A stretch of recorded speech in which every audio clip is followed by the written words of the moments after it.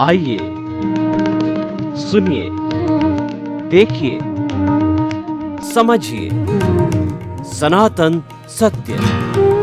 जैसी दृष्टि वैसी सृष्टि, दृष्टि विज्ञान। कुदरत, कुदरती रचना एवं कुदरत के कानून से शाश्वत सुख की प्राप्ति। जोधपुर के परम पूज्य महात्मा उपासक प्रोफेसर डॉक्टर सोहन राज तातेड़ के निर्देशन में सनातन सत्य। जैसी दृष्टि वैसी सृष्टि, दृष्टि विज्ञान।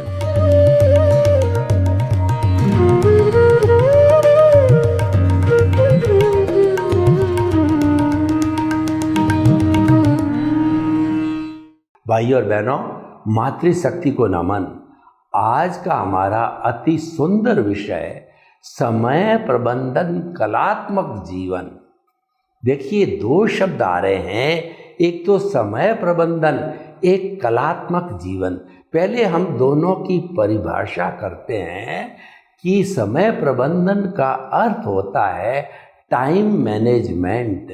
हर व्यक्ति को कुदरत ने 24 घंटे दिए हैं, 12 घंटे काम करने के लिए और 12 घंटे विश्राम करने के लिए दिया है। पूरा संतुलन बिठाया है कि आप इसका जो है प्रबंधन करके अपने समस्त कार्यों को बड़े अच्छे तरीके से करो। ये सारे काम समय से कैसे निपटते हैं? जब आप उसका मैनेजमेंट करोगे, प्रबंधन करोगे।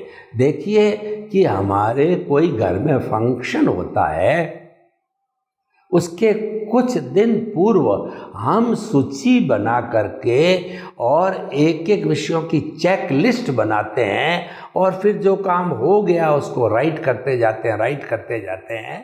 जब सारे काम राइट हो जाते हैं तो हमको लगता है कि व्यवस्थाएं छोटी मोटी सब पूरी हो गई। ये जो हो गया हमारा फंक्शन का मैनेजमेंट। अब देखिए टाइम मैनेजमेंट, ये अगर उस फंक्शन को 2 घंटे में पूरा करना है तो मिनट टू मिनट आपको चॉक आउट करना पड़ेगा।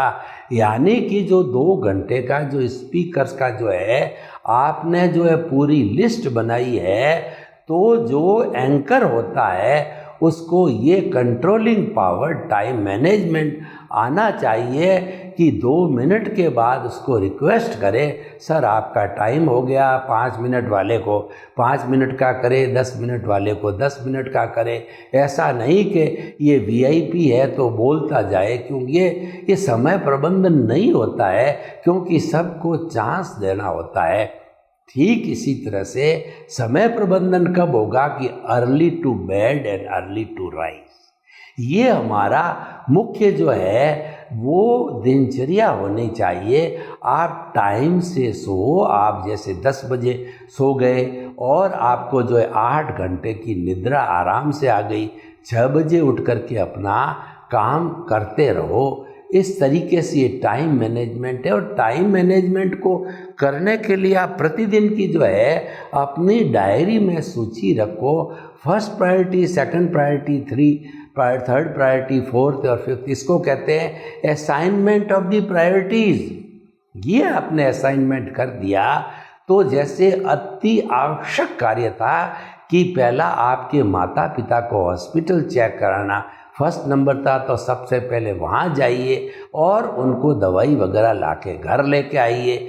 दूसरा ये था कि आपको समय पे किसी को पेमेंट करना होता है तो उसके बैलेंस के लिए आप व्यवस्था कीजिए, कहाँ से आएगा, कहाँ से भुगतान होगा। और अगर नहीं होता है, जिसको आपने चेक दिया उससे रिक्वेस्ट करो, भैया 1 रोज़ के लिए आप रुक जाइए। तो ये उसको टाइमली रिक्वेस्ट करो तो वह भी समझ जाता है। और इस तरीके से आपको किसी प्रोग्राम के अंदर जाना है, 10 बजे जाना है, तो आप शेड्यूल से 5-10 मिनट पहले, अगर डिस्टेंस कितना उस हिसाब से देख करके, और आप पहले जा कर के टाइम से पहुंच जाओ और टाइम से निकल जाओ। उनको कह सकते हो कि 2 घंटे का आपका कार्यक्रम है, मैं पूरा रुक सकता हूं या नहीं रुक सकता हूं, मेरे और असाइनमेंट्स हैं। तो वो आप उस तरीके से यानी जिस समय जो चीज़ तय की गई है उस समय वह हो जानी चाहिए। ये टाइम मैनेजमेंट कहलाता है। और टाइम मैनेजमेंट को करने के लिए हमें नेगेटिव थॉट्स को त्यागना पड़ेगा।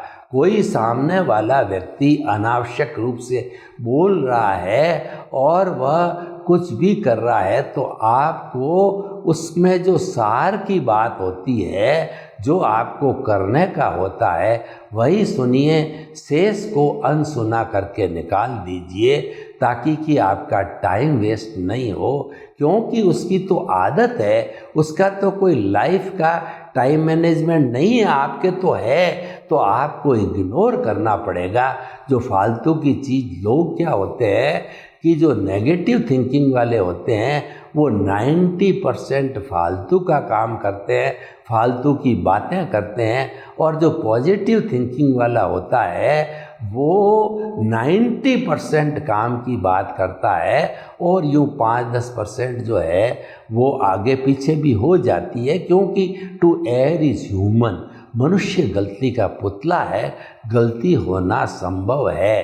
तो भाई और बहनों, टाइम मैनेजमेंट प्रतिदिन का, प्रति माह का, प्रति वर्ष का और पूरे जीवन भर का जो है करते रहना चाहिए। और प्रति वर्ष की बात करें तो हमें जो है पूरे वर्ष भर का जो है एक दिन जो है, जैसे कि बैंकें जो है 31 मार्च को जो है वर्किंग रखती है और 1 अप्रैल को छुट्टी रखती है। यानी कि 30 मार्च को जो काम हो चुके हैं और उसकी एंट्री नहीं हुई है ईयरली, वो 1 अप्रैल को बैठ के करते हैं 30 मार्च में, और वो ईयर क्लोजिंग कहलाता है।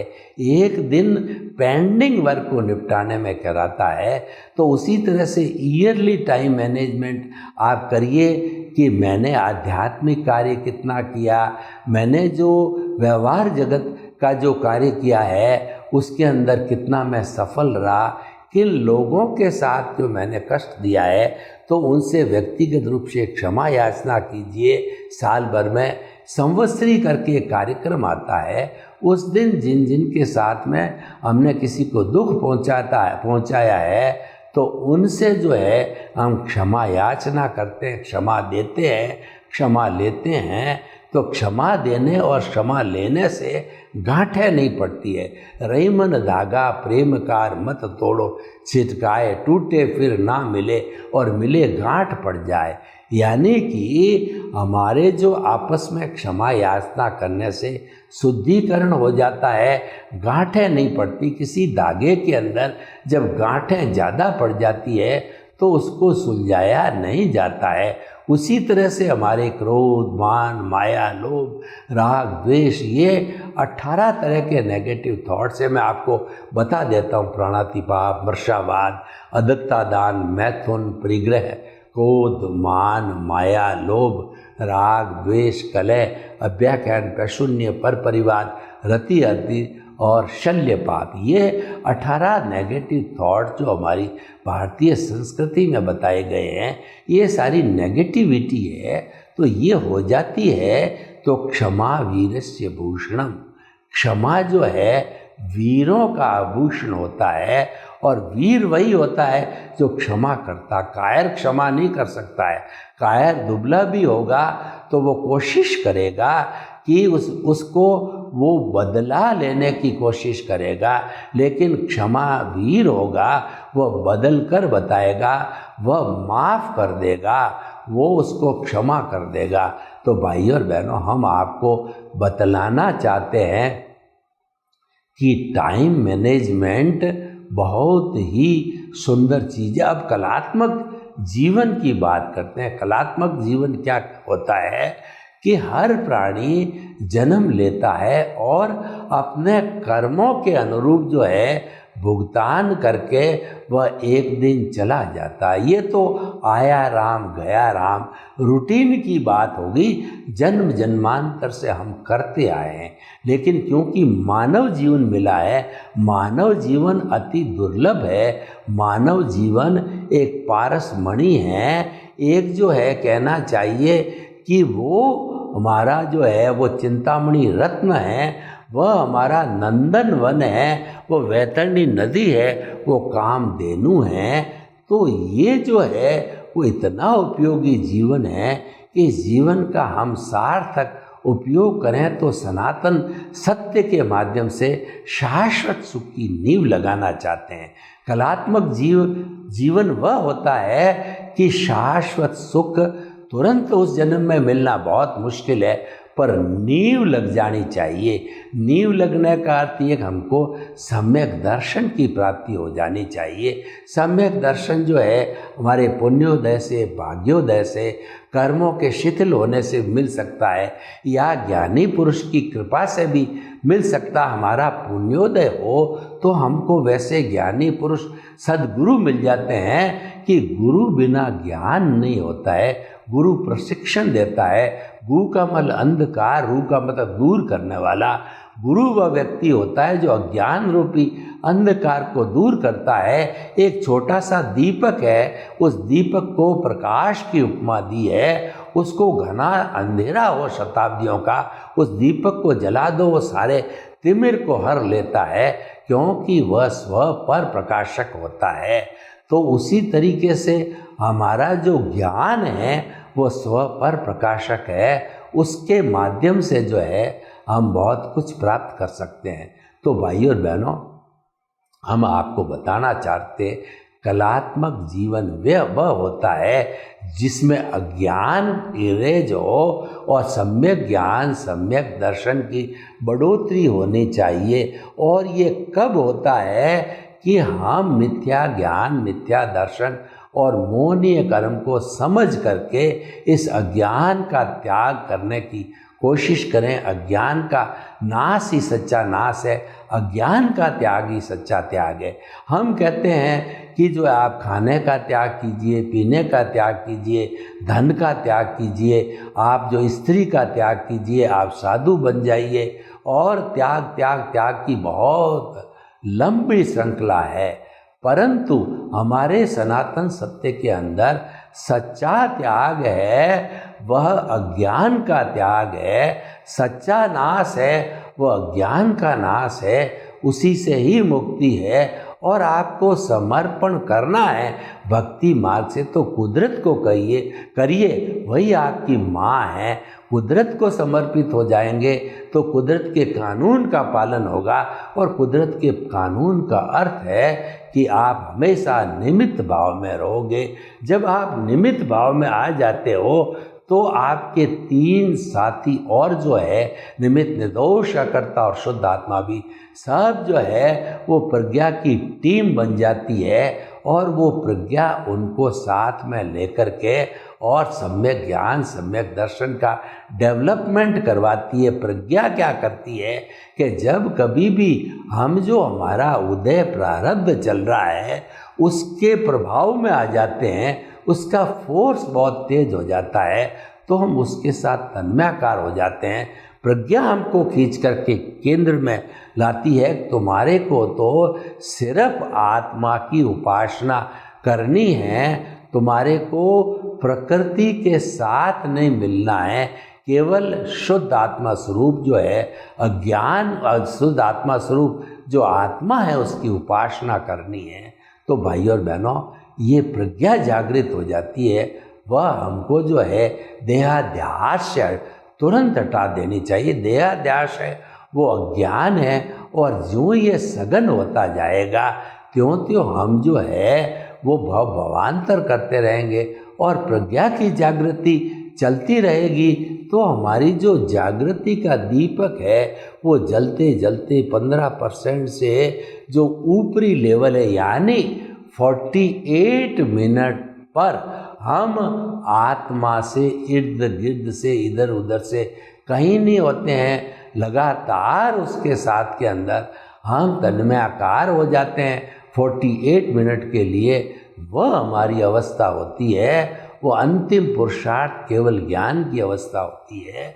और केवल ज्ञान अंतिम पुरुषार्थ जिस जन्म में होता है, नेक्स्ट बर्थ मात्र जो है वो उसके पहले पहले जो आपने कर्म बांध दिए हैं, जो एरिया पथिक होते हैं, शुभ कर्म होते हैं, उनको काटने के लिए एक भव करना पड़ता है, एक भवतारी बन जाते हो, क्योंकि आपका जो सम्यक्त होता है वो क्षायिक हो जाता है। 48 मिनट तक जो है आप सिर्फ आत्मा के साथ लीन रहते हो तो क्षायिक सम्यक्त तो कहलाता है, और वह हमको केवल दर्शन की प्राप्ति करवाता है।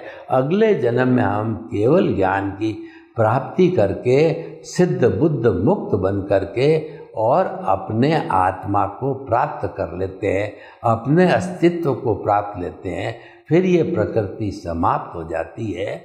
ये कलात्मक जीवन होता है। तो भाइयों और बहनों, जो हमारा विषय है कि कलात्मक जीवन जीने के लिए टाइम मैनेजमेंट करना चाहिए। बाहर के टाइम मैनेजमेंट की हमने चर्चा की।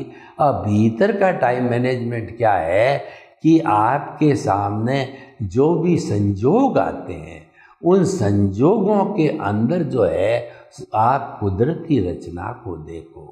तो कुदरती रचना को देखोगे तो कुदरत के कानून का पालन हो गया, सम्यक ज्ञान दर्शन की एप्लीकेशन होगी और अज्ञान इरेज होगा और आपके क्रिया की प्रतिक्रिया नहीं होगी। यानी नया कॉज नहीं बढ़ेगा, नया भाव नहीं पड़ने से, उस पर कोट नहीं लगने से कोई नया कर्म नहीं बनेगा।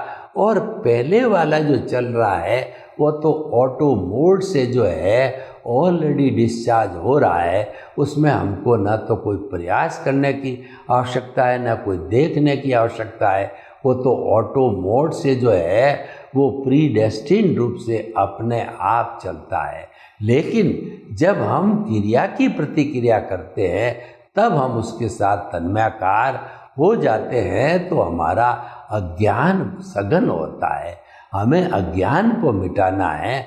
ज्यों ज्यों अज्ञान धीरे धीरे इरेज होता रहेगा, इसका अर्थ है कि सम्यक ज्ञान सम्यक दर्शन का जो है वो पारा है वो थर्मामीटर में ऊपर चढ़ता रहेगा। इसको हमें धीरे धीरे 15% से 2% से ऊपर चढ़ा करके 360 डिग्री का अनुभव करना है। और वो जब हमने जो है अपने आत्मा के साथ लीन रहने की 48 मिनट की अवस्था को प्राप्त कर लिया, हाईएस्ट लेवल पे पारा आ गया, ऑटोमेटिकली 360 डिग्री का केवल दर्शन हो जाएगा। नेक्स्ट बर्थ में परिणाम स्वरूप वो केवल ज्ञान होगा और हम सिद्ध बुद्ध और मुक्त बन जाएंगे। तो भाइयों और बहनों, कलात्मक जीवन का टाइम मैनेजमेंट से बहुत बड़ा संबंध है। बाहरी जगत में टाइम मैनेज की हमने बहुत चर्चा की है।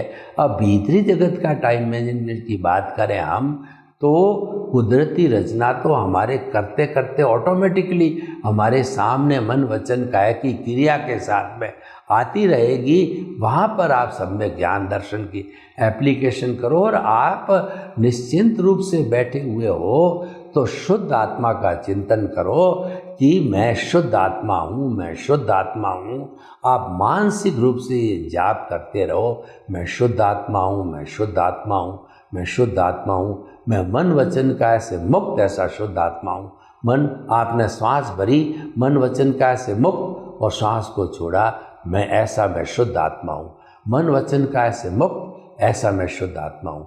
मन वचन काया सांस भरी, मन वचन काया कुदरती रचना, मन वचन काया कुदरती रचना।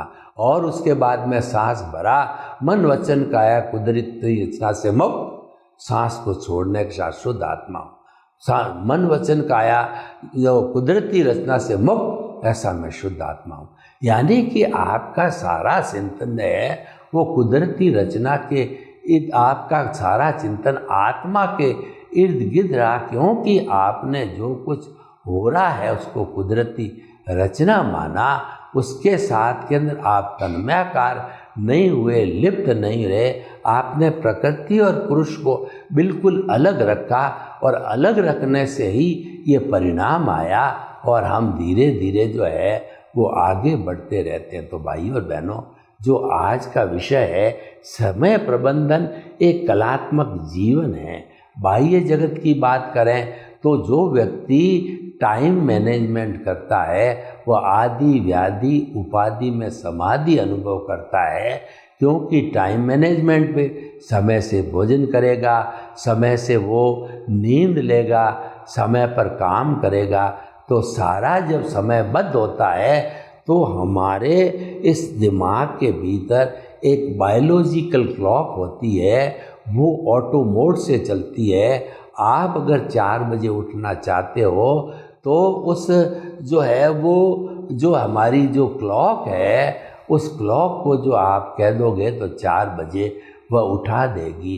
रोज़ 12 बजे आप भोजन करते हो तो हमारी ये जो क्लॉक है बायोलॉजिकल क्लॉक है, 12 बजते ही पेट में भूख लग जाएगी और सोने का टाइम फिक्स होगा तो आपको ऑटोमेटिकली बायोलॉजिकल क्लॉक उठा देगी।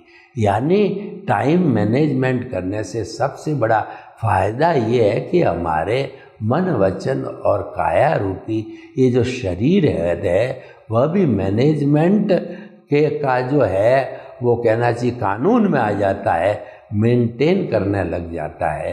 तो भाई और बहनों, टाइम मैनेजमेंट जो है हमारे व्यवहार जगत की बात करो या निश्चय जगत की बात करो, क्योंकि प्रकृति ने हर एक को 24 घंटे दिए हैं, किसी को भी 25 घंटे नहीं दिए हैं।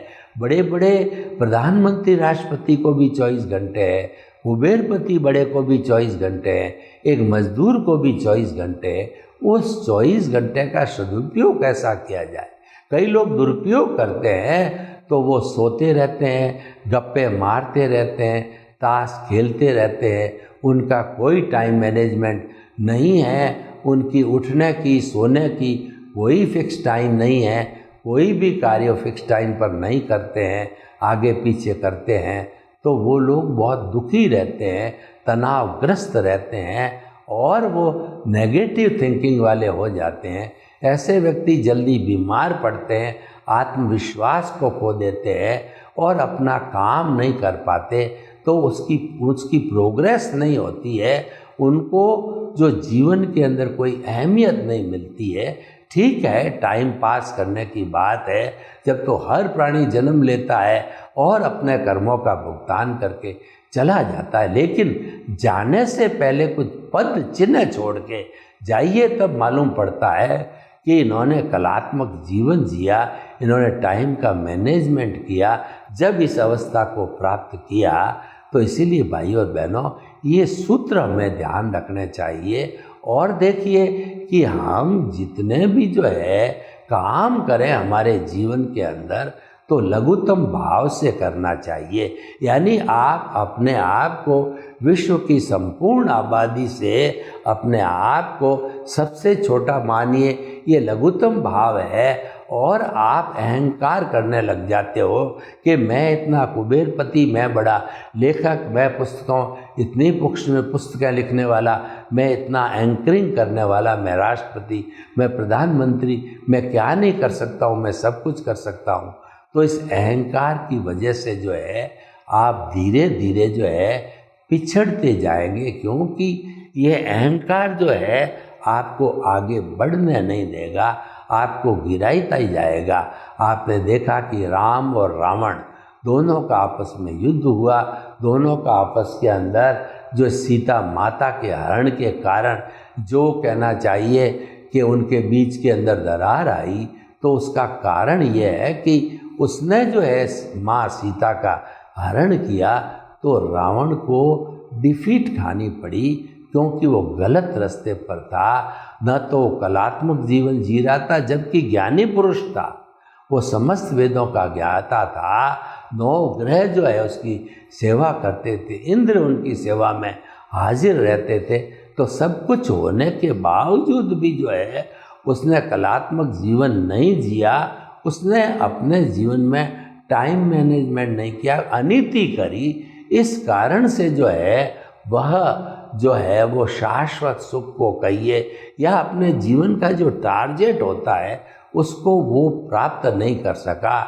जो हाईएस्ट पुरुषार्थ का टारगेट होता है वो प्राप्त नहीं कर सका। तो भाई और बहनों, जो आज हमारा विषय है कि हम जो है वो जो है जितना टाइम मैनेजमेंट करके कलात्मक जीवन जिए, यानी हम परोपकार करें और हम लोगों का जो है भला करें। सर्वे भवन्तु सुखिनः, सर्वे सन्तु निरामया। लोग के जीवों को सुख मिले, शांति मिले, आनंद मिले, प्रेम मिले और सब हमें टाइम मैनेजमेंट करके कलात्मक जीवन जी करके और शाश्वत सुख को प्राप्त करें। आपके प्रति मंगल भावना।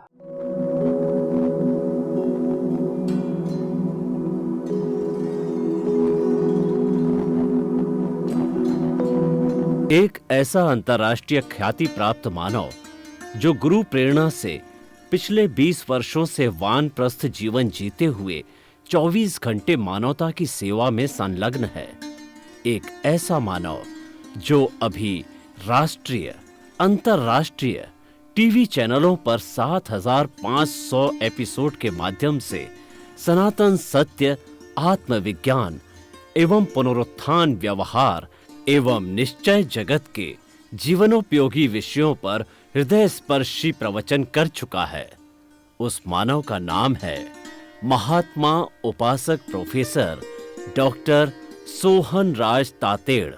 प्रोफेसर तातेड़ द्वारा योग, दर्शन, शिक्षा विषयों पर रचित पीएचडी स्तर के 250 शोध ग्रंथ भारत के 100 प्रतिष्ठित विश्वविद्यालयों में शोधार्थी पढ़ रहे हैं तथा वे सभी शोध ग्रंथ वहां की सेंट्रल लाइब्रेरियों में उपलब्ध हैं।